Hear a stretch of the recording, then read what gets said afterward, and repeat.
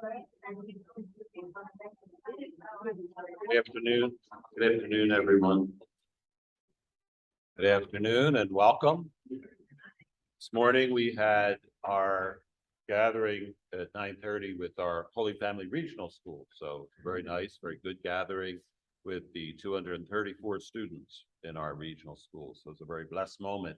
We extend the graces of the Triduum to them. Now we're glad to gather with Father Boniface for walking with St. Joseph's steadfast accompaniment, listening with the heart. At 4 o'clock, we'll have our children in the parish religious education program who will come together. And then tonight at 7 o'clock in the church, homily and benediction, walking with St. Joseph, Father of Little Ones.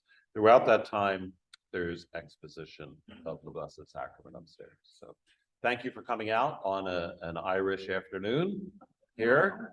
And I'm happy to again introduce Father Boniface for the presentation.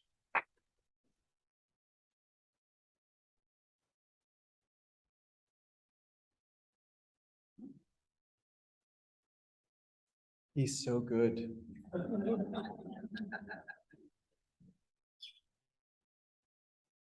All right. Well, so nice to be with you again. So many of you here yesterday, and this will be a bit of a continuation from yesterday. We focused especially on some dynamics of listening, and I'm going to pick up on our last point. I think it's worth reiterating, and I want to add another little bit or two about that, and then we'll go a little bit more particularly into accompaniment and the importance of accompaniment. Again, I'm thinking in terms of a variety of contexts, a context of ministry and evangelization, certainly. I had the chance to preach to the children this morning. I exercised all of my skills, all of them, because there's not much. I don't have much with anybody under the age of maybe 25 or something. So I used all of my skills. But just reflecting on Pope Francis, a very basic dimension of Saint Francis, who we're celebrating today. Saint Francis loved Jesus, and he loved to talk about Jesus. And that's the essence of evangelization. But of course, we have to talk about Jesus in a way that people can actually hear about him and receive him. So it's not just a matter of shouting from the street corner, but we really need to communicate it in a personal way. And that's at the essence of accompaniment. And that, of course, flows into all other kinds of settings, family settings, friendship settings, work settings. How do we walk with people? And so that's going to be our focus for this afternoon. I'm going to go through the slides that we covered already. I wanted to start with that original cover slide, but we looked at those things.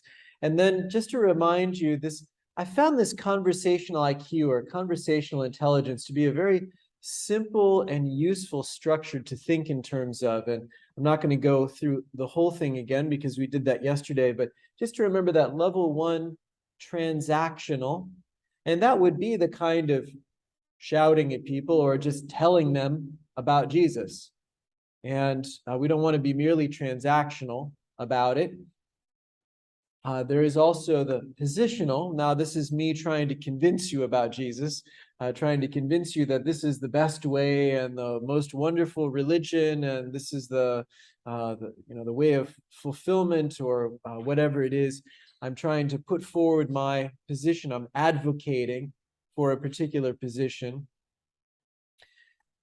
But things are really going to open up. And, telling people, knowing what to say and knowing how to advocate are obviously important things.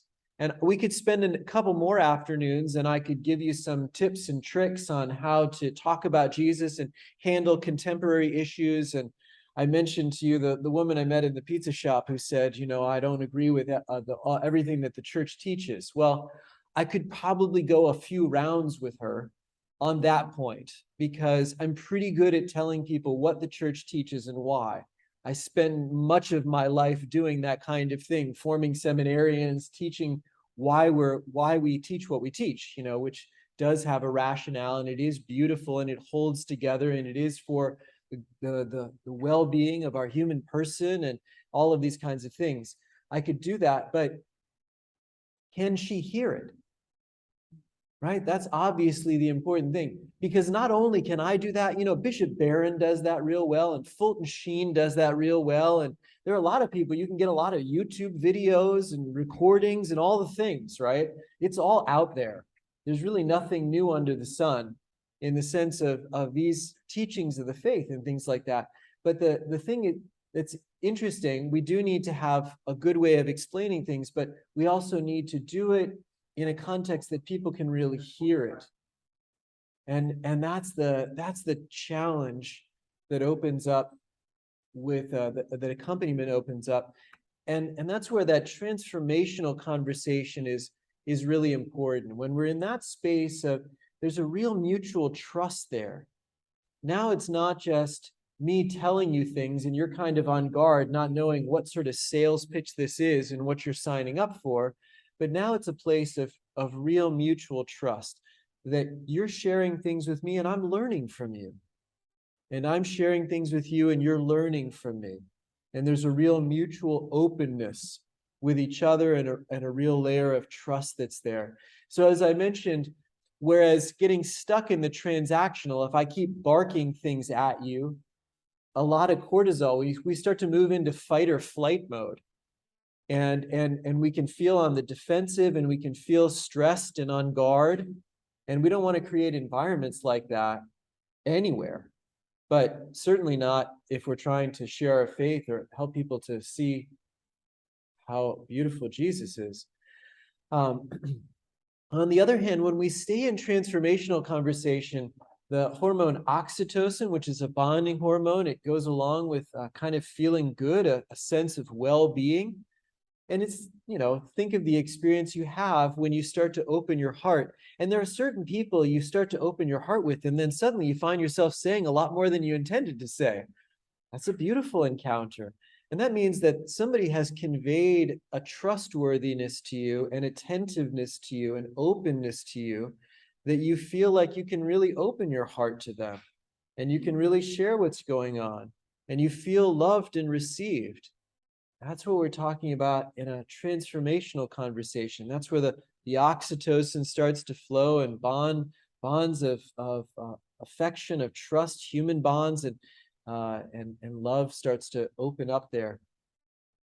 Judith Glaser found that there's actually some evidence that the more that we remain in transformational conversation, it can actually have an epigenetic effect. Now, epigenetics is a fairly recent discovery in DNA. I think we all know enough about DNA to know that it's the kind of instruction code, it's the hard wiring that has made us who we are. And no two people have, that's not true. Identical twins have the same DNA, but generally we're differentiated by our DNA as the kind of blueprint for our person. And then, of course, all of our life experiences affect in some way how things develop. But it turns out that just because you have the DNA doesn't mean that it's activated. There are strips of our DNA that are not activated, that don't actually produce proteins and make things happen in our body. And those things can become activated.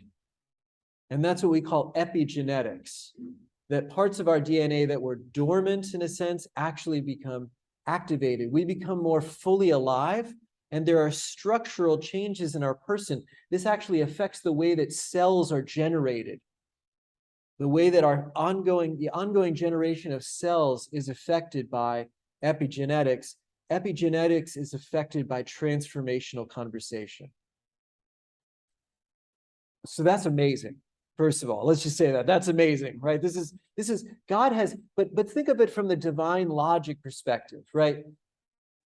God has built into our humanity the capacity to structurally develop based on conversations. Is that really surprising from a God who is the Word? Isn't that in some sense what God has done with us? He's engaged us in a transformational conversation, and the Word has actually become flesh and dwelt among us. And he's engaged us in human relationships that involve a give and take, a pouring out of the heart, a receiving, a listening, a speaking, This is our prayer. This is our relationship with God. And that our human relationships participate in that. At that level, it makes sense, actually, that transformational conversation would lead to human development. So, and then just a last point on this to bring it home. Judith Glaser did, she did some, let me think. Well, she tells the story. I'm not sure that she was involved in this, but she tells the story of a car company, and I don't think she identified which one. At least I don't remember which one, but one of the major car companies that got a new CEO, and he traveled across the country to all of the different plants and local organizations of the company.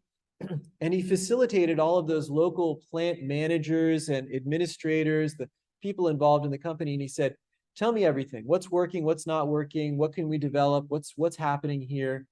And with a little bit of hesitancy, they began to really share that and realize that he was actually taking this in, actually taking notes, really wanted to receive what they had to say. And suddenly a lot of creativity started to emerge from this. And their brainstorming sessions became mutually reinforcing because there was a transformational conversation taking place. And this is what Judith Glaser calls being co-creators in the project or co-mentors in the experiment. And we're doing this together. There's a real sense of togetherness and bonding and openness, and this beautiful conversation is taking place. And productivity went up. The engagement of those local instances of production and development and sales and everything, all of that went up. There was a general positive environment in the company that all went up. And then the CEO heard enough and started to move into transactional space and started to dictate everything and killed all of this spirit that he had accidentally generated. He didn't really know what he was doing to generate this, and he didn't realize what he was killing by starting to just dictate terms and establish a new policy and enforce that on everybody in this very heavy way that nobody felt really free then to contribute. So we want to be careful about how we move through these different realms of conversation. Just one more little illustration about that. Many of you know, let me just say everybody, all of you know people who have fallen away from the faith, and they've fallen away for different reasons. And you want more than anything for them to come back, because you wouldn't be sitting here with me now if you didn't believe that this was a good idea to be Catholic. So you would like to convince them of that. That is at best a positional conversation. If you're in a position of power over them, it might be a transactional conversation. You do this or else. Or a positional conversation. I really think this is the best thing for you to do. And there's nothing, there's a place for both of those things. When children are living in your house, anyway, there's a reason for those things. But sometimes if you can actually get people up into a transformational conversation, and you can really solicit from the person, well, what's holding you back? And what are your troubles? And why did you stop going? And what do you think about Jesus? And now they're going to assume you're in a positional space, and so they're going to be guarded at first. And you're really going to have to convince them, I actually want to know. And you can't fake it. You have to actually want to know. And when you actually want to know what's happening in someone's heart, and you prove to them that you really want to receive it, you may move them into a place that they actually have a structural change. That's what epigenetics and oxytocin are the biological version of, a structural change, because you've engaged them in a conversation that helps them to grow in the process of having the conversation. And then you may be in a position, once you've allowed that then you can say, would it be okay for me to share with you some things that are important to me? And you may be able to tell them a little bit more about Jesus, or about how the Catholic faith has made such a difference in your life, or other things. I'm focusing on the Catholic faith because we're all Catholics here and this is important to us, but it might be in terms of medicine or business or politics or community relations or family relations or a whole variety of things. But if we can engage people in that transformational conversation, really open to them and listening, allowing them to share with us what's really on their heart and what's happening, sometimes that can move them forward without our convincing them, without our positioning around them. And that's the point that I want to make there. So transformational conversations. Now I'm going to come back. There are a lot of things we talk about, and we can talk about in various ways, right? Football, politics, family, work, faith, beliefs, personal prayer, relationships, mission, service, sharing, faith, all of these kinds of things that we can talk about, and we can talk about them in different levels. I'm advocating for that, always being aware of and opening to that transformational conversation. Let me say one more point. There's another talk that Judith Glaser was giving, and she was talking to some people in the Gates Foundation or something like that. Anyway, it was some business environment, and one woman said, now, and actually she had some images for I think transactional conversation. She had like two arrows pointing at each other, and then positional was two arrows pointing a little off from each other, and transformational was like two arrows going in a circle. And she said, now this sounds like the conversation which is just going in a circle. You know, we have to make decisions about things. And Judith later said, well, that's a good point. You do have to make decisions about things, but the decisions come more naturally and effectively if you can first have that transformational conversation. So there is a place of drilling down into the decision ultimately, and sometimes the leader or whoever's in charge has to make the decision eventually, but you don't want to rush to that. Allow the conversation to develop first, and it does us a great good. So another way of talking about this is that we want our conversations to start getting a bit more into the heart. And the Catechism describes the heart in a beautiful way. In paragraph 2563, the Catechism says, the heart is the dwelling place where I am, where I live. According to the Semitic or biblical expression, the heart is the place to which I withdraw. The heart is our hidden center. So it's inviting us already. I hope that you're starting to connect with, where is that place in me? Where is the heart in me? Where is the place that I am, where I can say I from? Now, a lot of people can see me from the outside. They can second guess what I'm thinking, feeling. We get some insight about what's going on in people, but you're not merely an object for external view. You live inside of yourself, and you can say, I want this, or I choose this, or I will this. I feel this. Where is that I coming from? That's coming from the center. And that's something that we have as human beings that no other animal has. We are able to say I. We are a subject in a way that no other animal is. And so that is the sacred interior center of our person. And there's a certain sovereignty that we have in that inner place. I can't live in you, and you can't live in me and make your decisions for you, or you make my decisions for me. Only you live in yourself.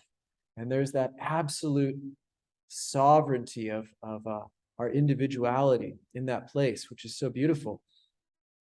But then to have access to that, what's happening inside of you, where you are thinking and feeling, that place that's inaccessible to me, that I can only learn because you share it with me.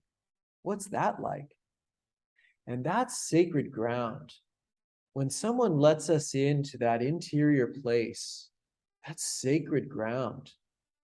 That's where transformational conversations are able to go, because there's so much trust there.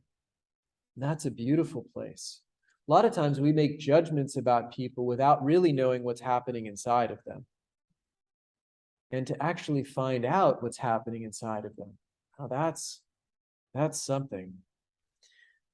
The Catechism goes on to say that this hidden center, not only is it inaccessible, is your hidden center inaccessible to me, but Your hidden center is actually in a way inaccessible to yourself.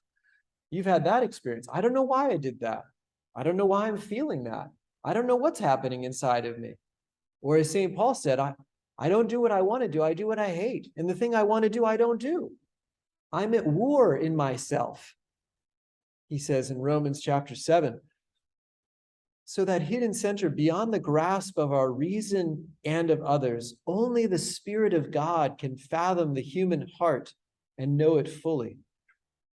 And so we actually have to ask God to help us know what's going on inside of us. What's happening inside of me? And furthermore, we come to see what's happening inside of us precisely in relationship. We don't really understand ourselves in isolation. We really only fully understand ourselves in relationship with God, our original relationship, and in relationship with other people.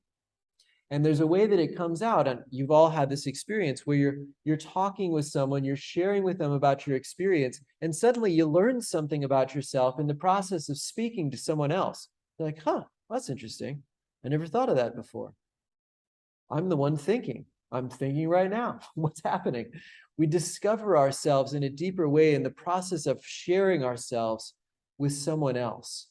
And that's why we have such deep need for real relationships that we can have transformational conversations in. And what a gift to provide that for somebody, to be trustworthy enough that you can be the one that someone is able to share what's happening, whether it's a fear or feeling overwhelmed, whether it's a joy or a hope, whether it's a self-discovery or just understanding the pattern of your life, being able to witness to why do you still go to church? I'll take a little excursus to lighten the mood here. Switch. All right. So when I was a student at Penn State, I told you I didn't believe in God, and I met a number of Catholics and was surprised that those who were in science and engineering and in the scholars program, bright, capable, well-adjusted people, went to church. I thought, well, that doesn't fit my concept. I thought this was for stupid, weak people. I really thought that. I actually was not wrong. What I was wrong about is that I thought I wasn't stupid and weak was the problem. Now, not to call anybody stupid per se, but the idea that I could come up with all of the answers on my own, that I didn't need God for anything to help me or to lead me into truth. In any event, I was surprised that I had classmates who were in that space, and I asked them, why do you go to church? What does your faith mean to you? What does it mean to be Catholic? And they were like,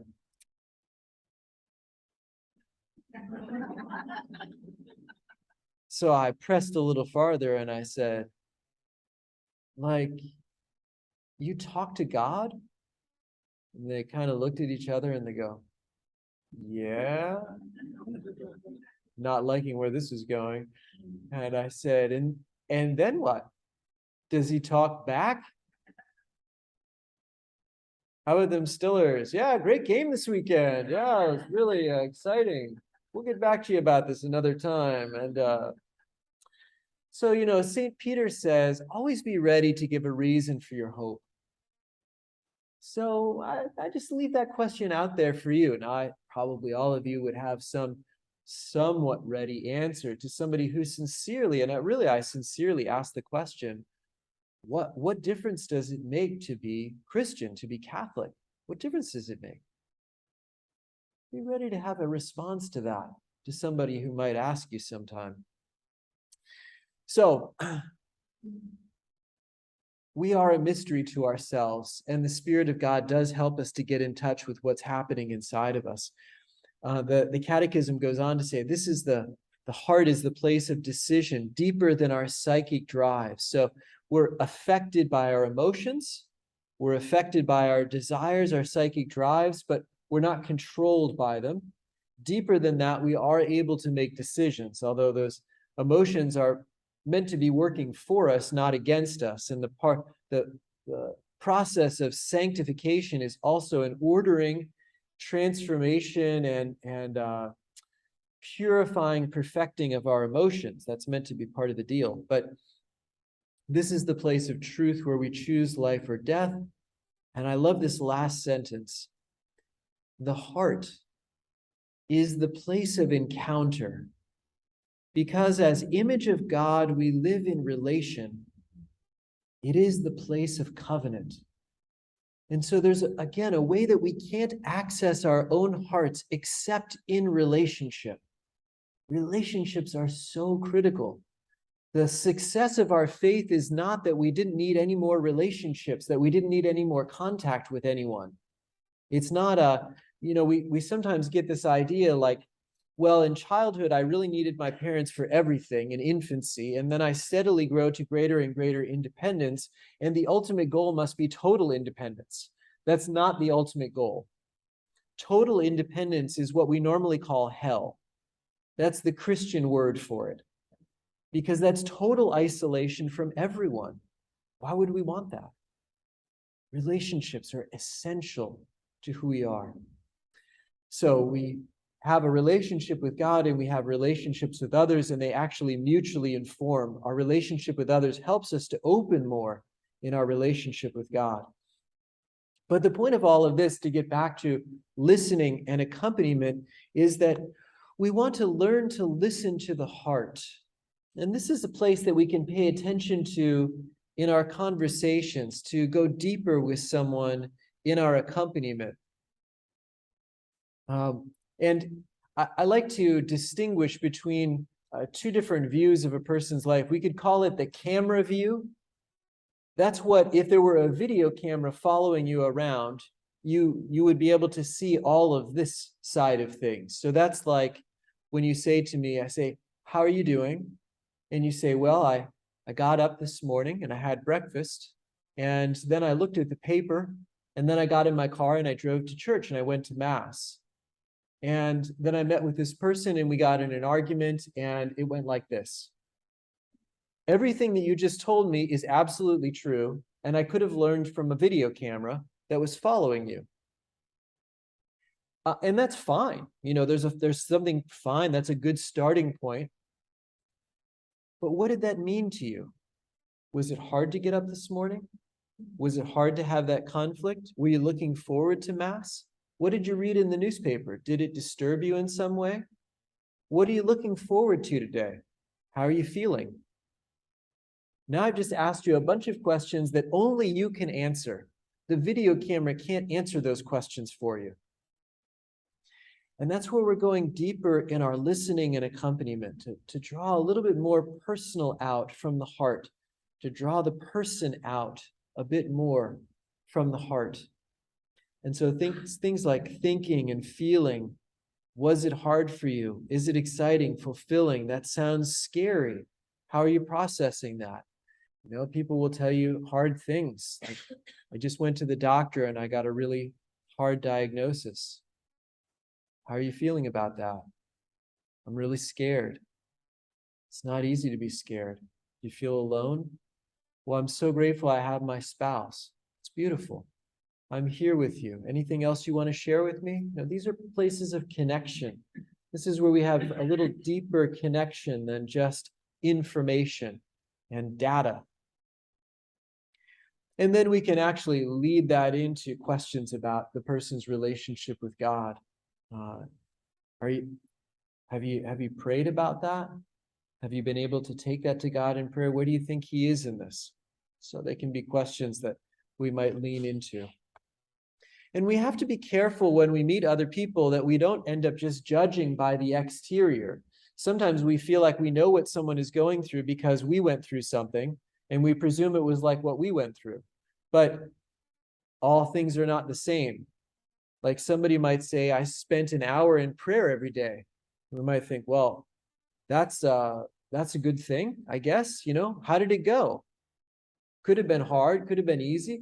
I'll bet if I asked if I asked 5 of you that question, how your prayer was the last 3 days, you'd give me 5 different answers. Just the fact that you did it doesn't tell me that much. How did it go? I felt close to God in prayer. He told me He loves me. Oh, so that's something deeper. That's something from the heart. or somebody who went to RCIA. Well, was it good, bad, indifferent? Did you learn something? Did you waste your time? Did you fall asleep? Like, what happened there? Going deeper with people. I've learned about God's goodness. I felt understood. Or somebody says, I went out on a date. Great, that's wonderful. I'm so happy for you. No, it was terrible. I had a bad experience. I felt anxious. Haven't dated in a while. Not sure how it went. So we have to be careful not to project our ideas onto people. That's how we open up transformational conversations, is stepping back and learning from the person about their experience. I got a raise. Great. Well, actually, I was working for it for a long time. It was a great accomplishment. I'm really happy about it. Okay. Somebody else got a raise. Great. No, it was only 1%. I'm really angry about it. Okay. So we have to be careful what we presume when we're speaking with people. I stopped looking for another job. Well, is that good, bad? Because you got a job, you didn't get a job, or, well, because I'm depressed, I feel defeated, I can't find God. Right? So we get to really know the heart as we walk with people, as we open up trust, as we ask them what's happening inside of them. But all of that requires a lot of trust. Sharing our interior life is the most vulnerable thing that we do. It requires a very secure place of unconditional love. We have to be careful that it's not rushed or pressured or judged. And we can share anything when we know how it will be received. Even still, it's hard. But if I know that you're going to receive me without judgment, without condemnation, you're going to receive me as I am, and I can share my heart with you, that is a great gift. And then we can really open up some of those deeper places. So what kinds of things do people say when they've been listened to well? How do you detect that you're doing a good job of this when you're talking with someone? So wonderful to hear someone say, I feel like I can tell you anything, and you still love me.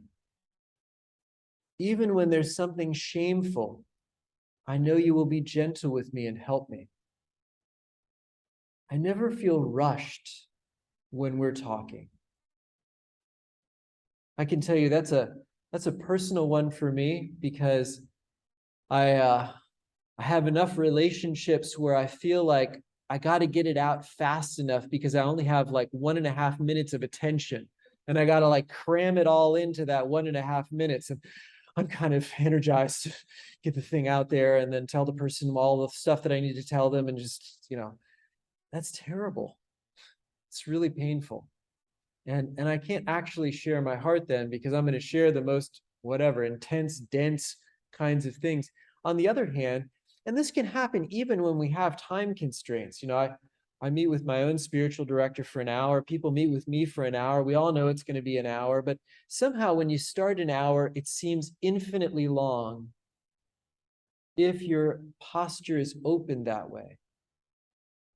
If we're already leaning into it, like we got to go soon, 5 minutes after we started, then it clamps the whole thing down.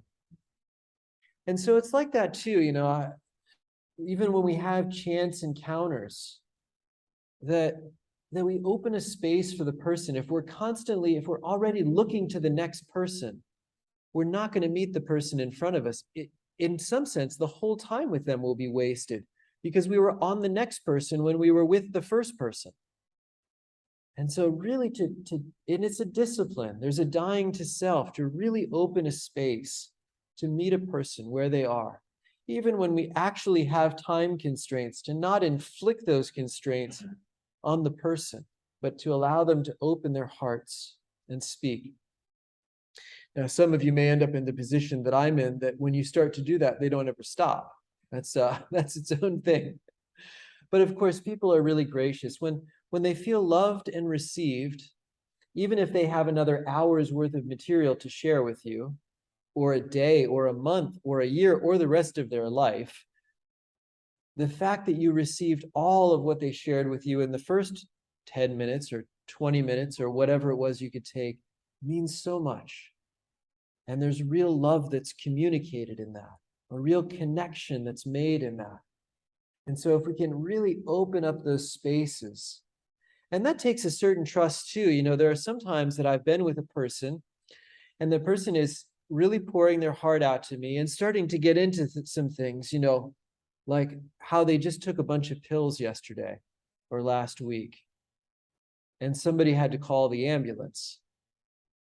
And I'm thinking, I got mass in like 20 minutes. I mean, but then I pray because, you know, the Lord knows that I have mass and the Lord is actually the Lord of this conversation. And I just start to pray, Lord, let whatever happens right now, whatever needs to happen right now, let it happen. I trust you. Help me to find the space, help the person to receive whatever it is I have to communicate at some point, or let the people who are waiting at Mass be able to wait an extra minute or two for me as I take care of your precious child who's in front of me. But really, I start to pray. And it's amazing what happens in those spaces, how the person, after 15 minutes, will say, "You've been so good. It's made such a difference to me. Thank you so much." And then is ready to go. And I've got 5 minutes. I prepare for Mass and we start right on time. I say, there is a God and he sends his angels to watch after us.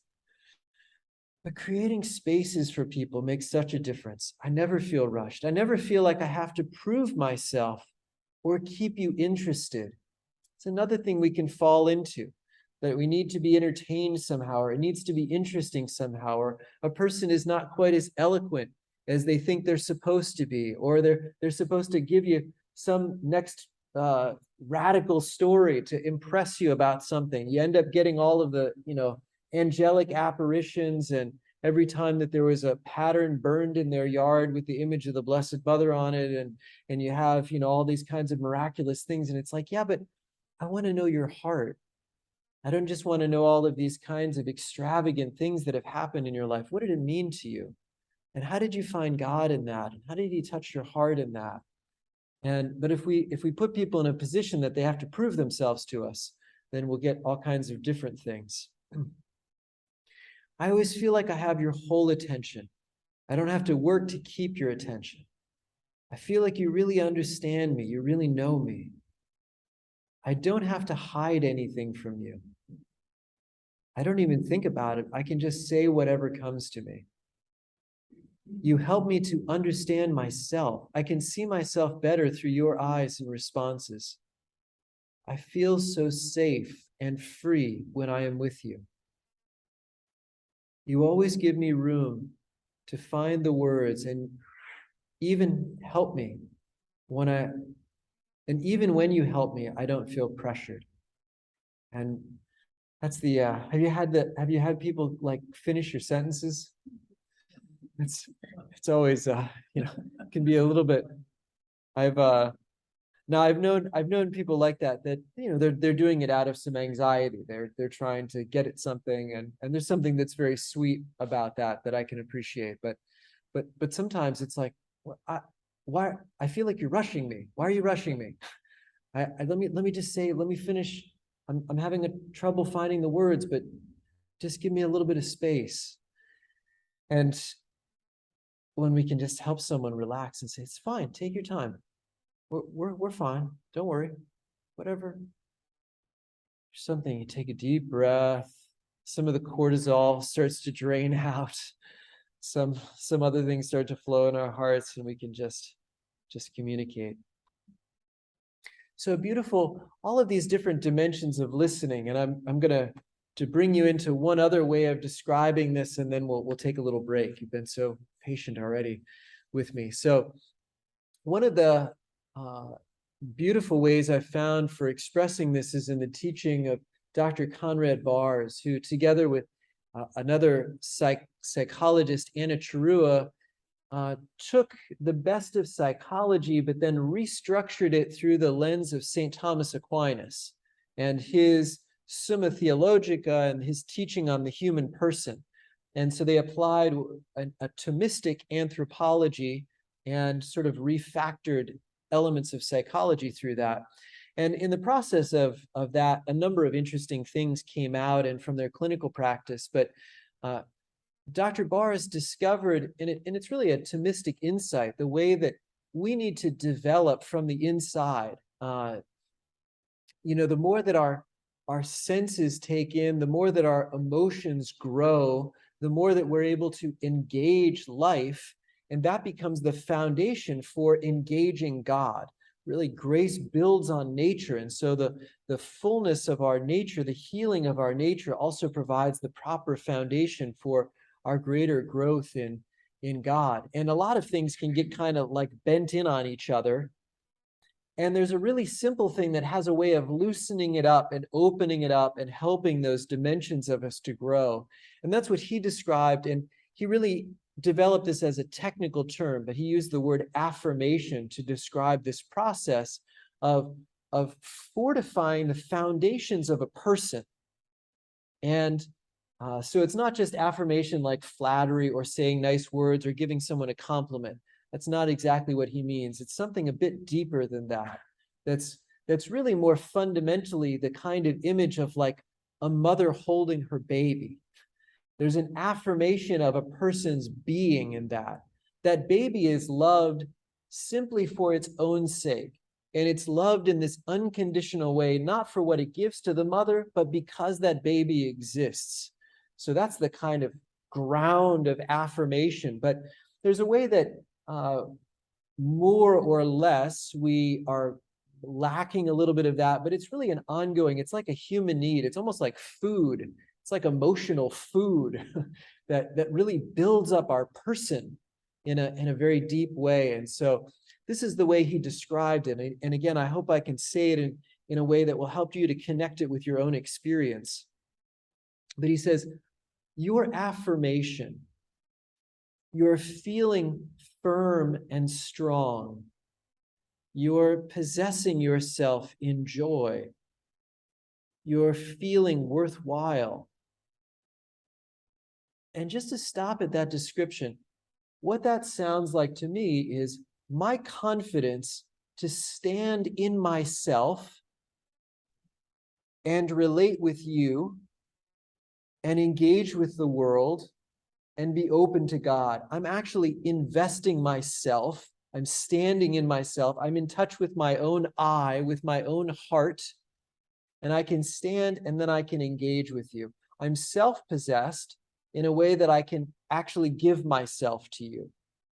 I can express myself. I can share myself. I can make a gift of myself, to use that beautiful language of John Paul II. So what does it take for me to actually have that kind of confidence and self-possession? It depends on another. Another who, first of all, is aware of, attentive, and present to your unique goodness and worth, separate from and prior to any good and worthwhile thing you may do or can do. And so the first thing is just a matter of attention. The way that I see you, the way that I know you, who I believe you are, that you have a unique goodness and worth. There is something about you that is in no one else. And I reverence that in you, first of all. And I'm aware of that. I'm not just, you're useful to me, or maybe we can do a thing together, or I can get you to do something else for me. But just because you exist, I'm affirming your existence as good. So aware of, attentive, and present to, first of all. Second, that I allow myself to be moved by that, is moved by, feels attracted to, finds delight in your goodness and worth, without desiring to possess you or use you or change you. And to think about that I'm moved by your unique goodness and worth. So let's make a Catholic statement, a Christian statement, right? Every person has an infinite dignity as a human being made in the image and likeness of God, right? Every person. Am I aware of that mystery with you in your presence when I'm talking to you in this moment? Do I allow myself to be moved by that? What I'm seeing in you is unrepeatable. There will never be anyone else like you. There has never been anyone else like you. You are the only version of you that will ever exist. And I can only meet you in you. And I'm moved by that. There's something amazing. There's a mystery. There's an infinite depth to that person. And I think, wow, that's beautiful. You're beautiful. I'm moved by that. I allow myself to be affected by it. That you touch my heart, that I don't take you for granted, that I'm not ready to move on, that I'm not just counting you as a number, but I'm moved by your unique goodness and worth, attracted to, delighting in. And then third, that I permit my being moved by and attracted to you to be revealed simply and primarily by the psychomotor reactions, visible, sensible, physical changes, which are part of my being moved. And so when I have a posture of openness, first of all, facing you, this is a vulnerable posture to stand like this, right? As opposed to like this, where I'm a little bit more on guard with my shoulder up. And so just to be moved, to give you my full attention, my eyes are open, and I smile, and I delight in you, and I'm moved to tears by what you're sharing with me, and I see you, and I'm expressing that maybe with a little, beautiful, thank you, right? Those little expressions that come from deep in the heart because you matter and because you move me, because you make a difference in my life. And I find ways to say that. I might even put that into more words like, you have such a beautiful story to share. Thank you for sharing your heart with me. I'm so grateful to know you. And I say those things not just because I'm repeating phrases, but because they're coming from deep in my heart, and you can tell the difference. Now, what has just happened when we have that kind of encounter is you have been a gift to me, and by letting you see how you have been a gift to me, you feel like a gift to me. So in a sense, you're receiving the gift of yourself back through my heart. And to know that we are a gift, not just in an abstract intellectual way, but to know we are a gift because you have been a gift for me, and you've experienced how I experience you, then that makes you feel like a gift. Now, that is what's necessary for you to have confidence in yourself, to not only know abstractly, but to actually feel concretely that you are a gift, that your life matters and you have something to offer. And that is worth more than $1 million. That is worth everything.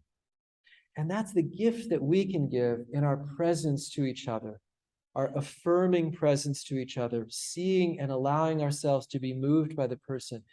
And when you have that connection, a lot of other things are possible. Then sharing what's important to you and the faith and talking about different things, exploring life, all these different things. A lot of other things just sort of fall out as extras when there is that fundamental connection in human affirmation in that ways that Dr. Bars describes it. All right, you've been so patient. Let's take a little 10-minute break, and then we'll finish up the last half hour.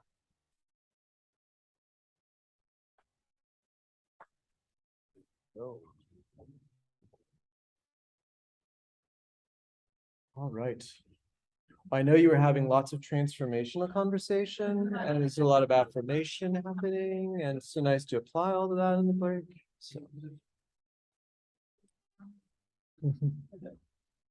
So let's be honest, listening is hard.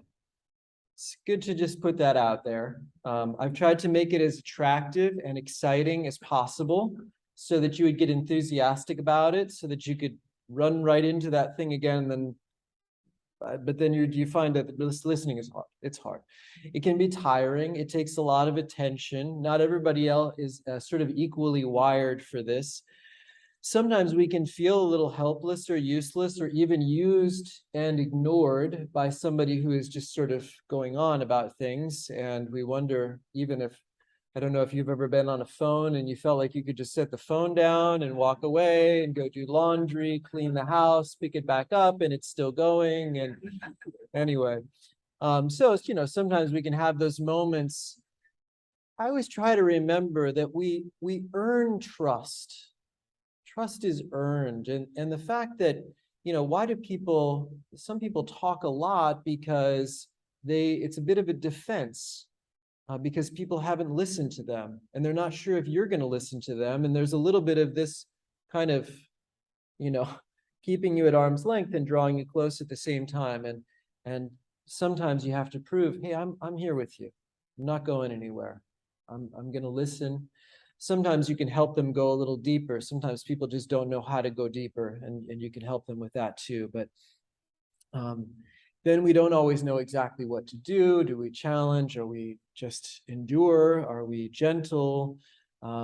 It's always good to rejoice in small improvements whenever we're able to see those, make a big deal out of little steps.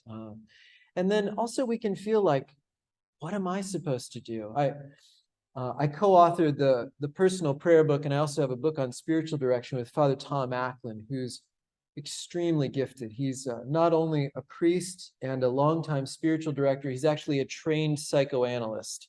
And he gets into the stuff. He has been in more dark holes with people than I even knew existed. And he's extremely gifted. And he has a way of just taking someone's heart and like rearranging it, healing it, and handing it back to them. And they experience deep transformation. So gifted. And there's more than one occasion, let's say 550 occasions, where I've been sitting with someone and thinking, why didn't they go to Father Tom? Because I'm not what I just described him as being. And I don't have that kind of experience, and I don't have all of those things. But learning to just be poor and available. And then I remind myself, if God had wanted them to go to Father Tom, they would be with Father Tom. But the fact is that they're with me. And so God's got to work through this. And that helps me to not get closed down. So our own insecurities or fears, our own pressure on ourselves, things like that can have a way of closing us down. And if we can remain open, but remaining open often means being poor and not always knowing what to do or how this is going to work out or where this is going. Remembering that transformational conversation can help a person to grow interiorly also helps. I think maybe if they just keep talking, it'll get better. And there's a way that it does. As they're talking and I'm listening and loving in response and just with an open heart. Sometimes people can even turn on you. They can start to challenge you, attack you. And again, a lot of times there's a little bit of a testing in that. How much are you willing to stay with me? If I'm a little bit offensive, are you going to run away? Are you going to abandon me? Do you really care about me? Are you really with me? Are you committed to me? And now, not to say that we have to take everything and there isn't a place for proper boundaries and whatever. There's a lot of stuff there. But sometimes proving to someone, I'm with you. You're not, your language, your posture, your attitude, your whatever is not going to drive me away. I'm with you. And I'm going to see where this thing is going. You might be the only person that's ever done that for them. Other times they're not willing to say much of anything. And again, being willing to sit in the silence a bit. Say, it's okay, you can take your time. I'm not going anywhere. I'm here with you. What do you have to say? Sitting with someone a little bit. Sometimes you can help them a little bit, but you don't want to do that in a way that rushes them either. And so just being sensitive to those movements. We build trust through listening. And then our response, when we do say something, becomes more powerful because then they're receiving it from someone that they trust, whom they feel loved by. So this is at the heart of accompaniment, which is what I'll just speak about a little bit now for the remainder. I just mentioned this in passing yesterday, but to quote directly from Pope Francis in Evangelii Gaudium and the Joy of the Gospel, he says, the church will have to initiate everyone. Behold, everyone, here you are. The church will have to initiate everyone, priests, religious, and laity, into this art of accompaniment. which teaches us to remove our sandals before the sacred ground of the other. That's a statement that could have come right out of Conrad Barrs, the sacred ground of the other. Do you really recognize every human person as being that sacred ground? God is in the life of every person, and the privilege to be able to see him, to find him there. It's amazing. That art of accompaniment is what allows us to really reverence God, the presence of that sacred ground in the other person. Now, to be clear, it doesn't mean that everything everyone does is sacred. We don't need to be told that, really, but just so you don't think that I'm out of touch with reality, I realize that we're dealing with sinners who are weak and broken, imperfect and struggling. And yet, deeper than all of that is sacred ground. God dwells in the deepest place. You know what the Congregation for Divine Worship is? That's the thing in the Vatican that's in charge of like Mass and liturgy and oversees all of that for the whole church. And the guy who is in charge of that, Cardinal Robert Sarah, was in charge of that until a year or two ago. Cardinal Sarah wrote a book called The Power of Silence. And in that book, he said, God is nowhere more present on this earth than in the human heart. So that's the guy who knows very well how present God is in the Eucharist, for example, where, of course, we worship him and recognize him in faith. But God is profoundly present in every human heart. That's the sacred ground. And that's what Pope Francis is encouraging us to get to know that sacred ground in the heart of others. And in a different document, Pope Francis, after the Synod on the Youth, he said, young people need to have their freedom respected, yet they also need to be accompanied. And that's the balance. So accompaniment is not a blanket check of agreeing with everything that everyone is doing. Obviously, we don't agree with everything that everyone is doing. People are making decisions that we profoundly disagree with, and that we would even fight and resist and potentially prevent them from making to whatever extent we can if they're trying to harm someone else. So we're not agreeing with everything that they're doing, but we're with them, willing to be with them, to hear them, to understand them, and then, insofar as we can, to encourage and to guide them. So this is a process of an approach to evangelization, to sharing our faith, which is not an assembly line. There's something that's radically unique about every encounter, about every person. Insofar as we've developed a cookie cutter approach, we are not affirming the person, because then we're not aware of their unique goodness and worth. If I'm merely saying the same thing to every person, then I'm not actually recognizing the uniqueness of this person who is in front of me, and praying that we can learn to see that person in their uniqueness is critical. There's just nothing assembly line, even in God's creation of us. There's a little line from G.K. Chesterton that he says, did you ever think that, little children have a zeal for repetition? They say, do it again, do it again. And the adult does it again until he's nearly dead. He says, adults don't have the strength of monotony, but maybe God has the strength of monotony. Maybe the sunrise doesn't just happen because it has to. Maybe it's God saying to the moon, to the sun, do it again. And at night to the moon, do it again.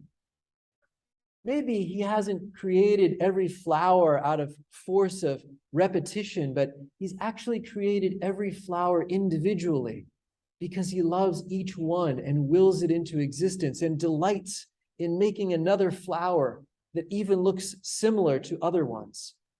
He says, maybe creation isn't a necessity of repetition. Maybe it's a divine encore. It's a beautiful insight.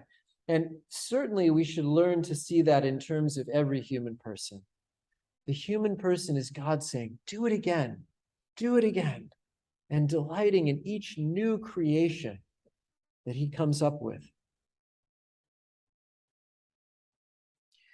So it's for that unique human person that we offer a steadying pace, a steadying presence. Pope Francis says the pace of accompaniment must be steady and reassuring, reflecting our closeness and our compassionate gaze, which also heals and liberates and encourages growth in the Christian life.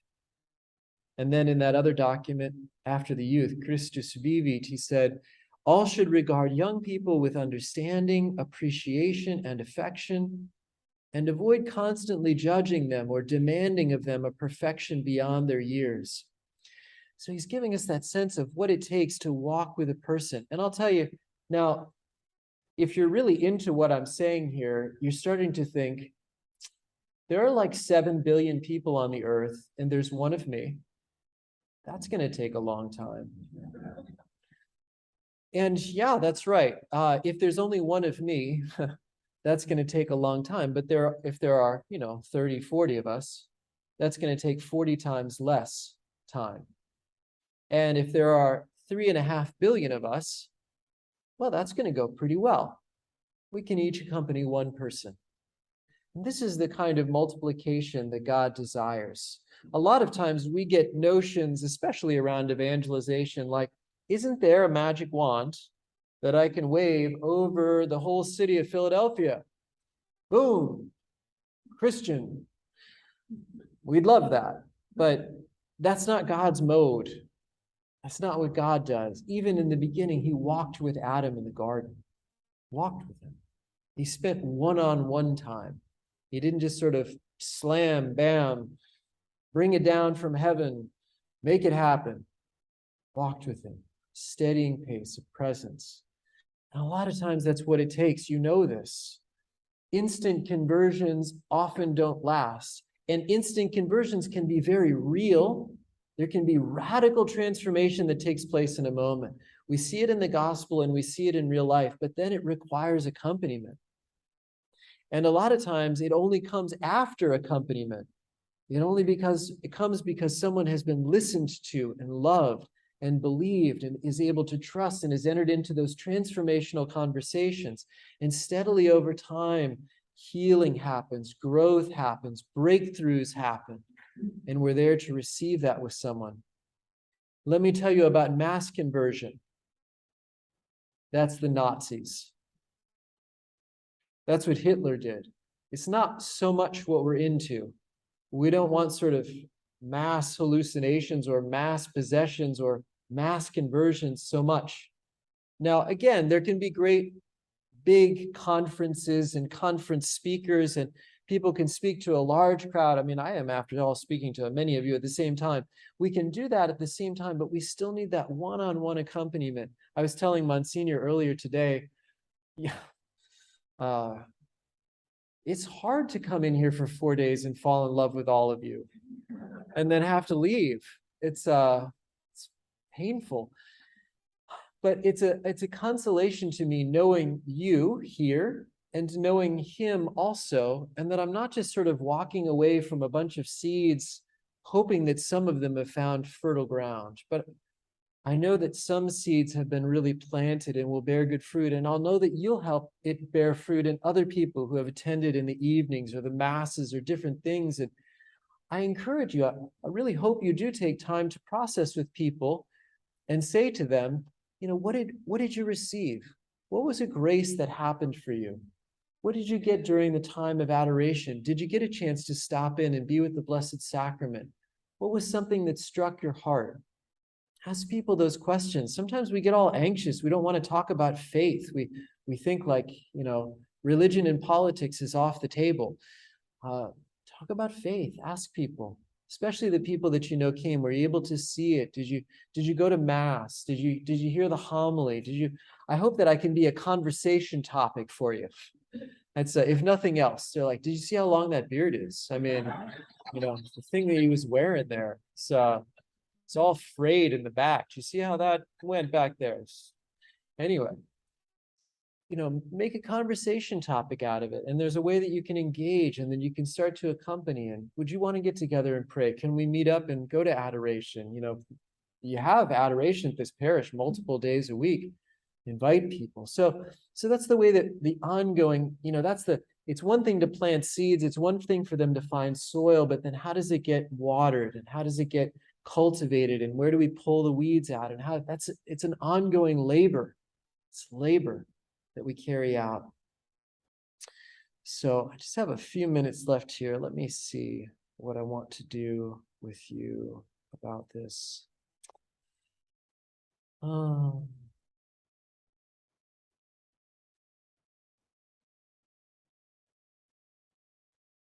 I think we'll just jump ahead here. So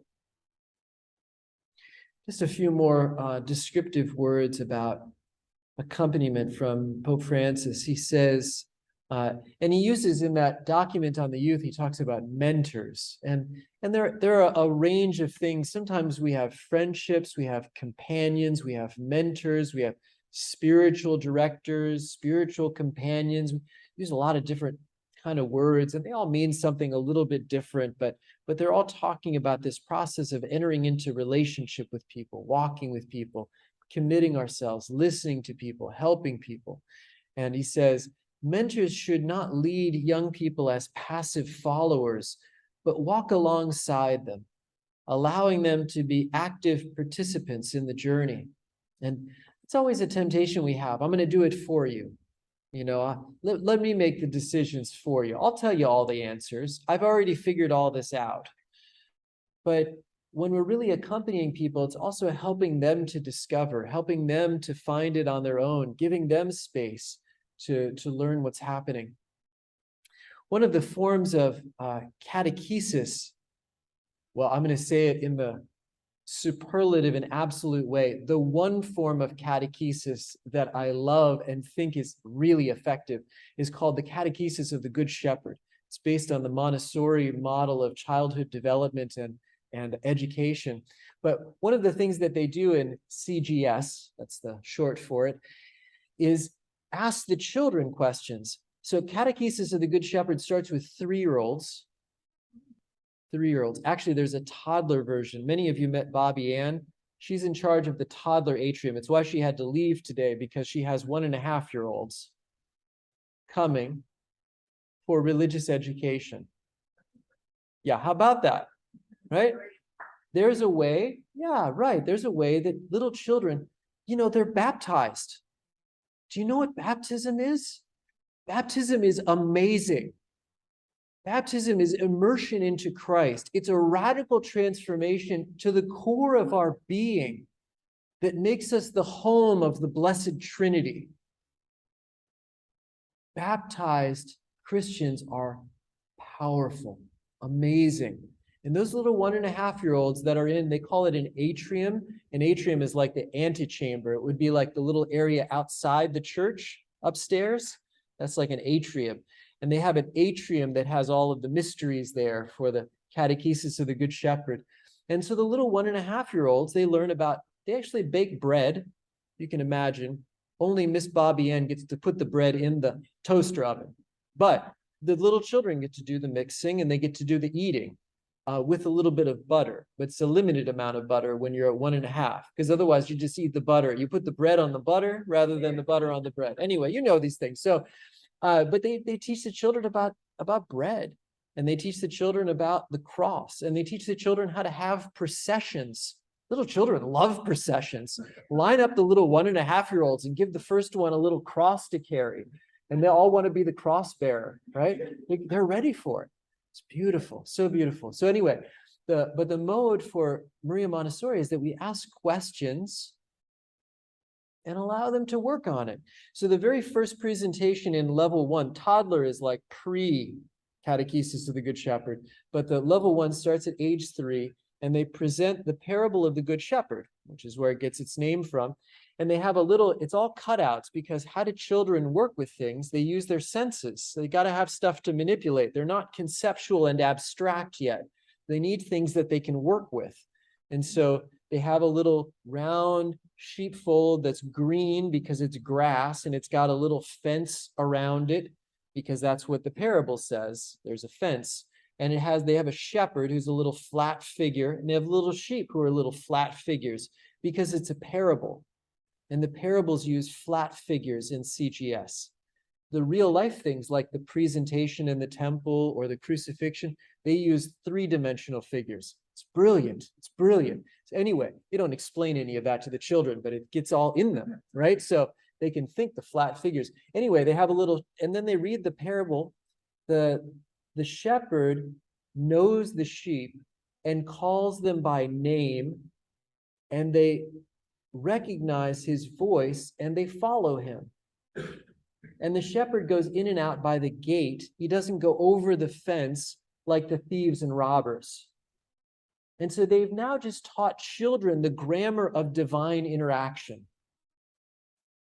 Our relationship with God is that he knows us. He calls us by name.